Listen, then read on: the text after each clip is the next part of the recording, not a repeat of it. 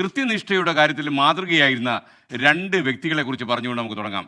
British parliament അംഗമായിരുന്ന ആദ്യത്തെ ഇന്ത്യക്കാരൻ ദാദാഭായ് നവറോജി.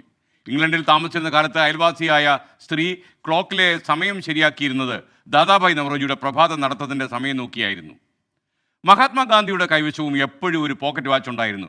ഓരോ കാര്യത്തിനും ചെലവിടേണ്ട സമയത്തെപ്പറ്റി അദ്ദേഹം നല്ല ബോധവാനായിരുന്നു. എവിടെയെങ്കിലും ഒരു മിനിറ്റ് വൈകിയെത്തിയാൽ പോലും അദ്ദേഹത്തിന് വലിയ ആലോചന ഉണ്ടാകും. അതിനധികം ക്ഷമ ചോദിക്കുമായിരുന്നു. നമുക്കൊരുപാട് ആളുകൾക്ക് ഇല്ലാത്തൊരു സാധനമാണ് കൃത്യനിഷ്ഠ.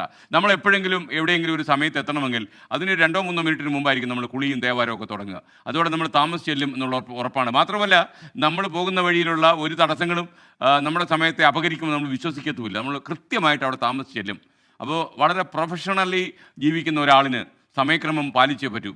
അപ്പോൾ നമ്മൾ കൃത്യസമയത്ത് കാര്യങ്ങൾ ചെയ്തു തീർക്കണം. നമ്മൾ വിചാരിച്ച പറ്റുന്ന കാര്യമുള്ളൂ. ഇപ്പം ഞാൻ 7 മണിക്ക് മോർണിംഗ് ഷോ ആരംഭിക്കണം തീരുമാനിച്ചിട്ടുള്ളതുകൊണ്ടല്ലേ ഈ 7 മണിക്ക് തന്നെ ഇവിടെ വരാൻ കഴിയുന്നത്. അപ്പോൾ തേരാപാര നടന്ന അവസാനം ജോലിയെടുക്കാൻ ഇറങ്ങിത്തിരിക്കുന്ന ആൾക്കാരോട് എനിക്കൊന്ന് പറയാനുള്ളത്, ജീവിതത്തിൽ എപ്പോഴെങ്കിലും നമ്മൾ കൃത്യനിഷ്ഠ പാലിക്കണം. ഒരിക്കൽ പാലിച്ചാൽ പിന്നെ നമുക്കത് പിന്തുടരാൻ ബുദ്ധിമുട്ടുണ്ടാകില്ല.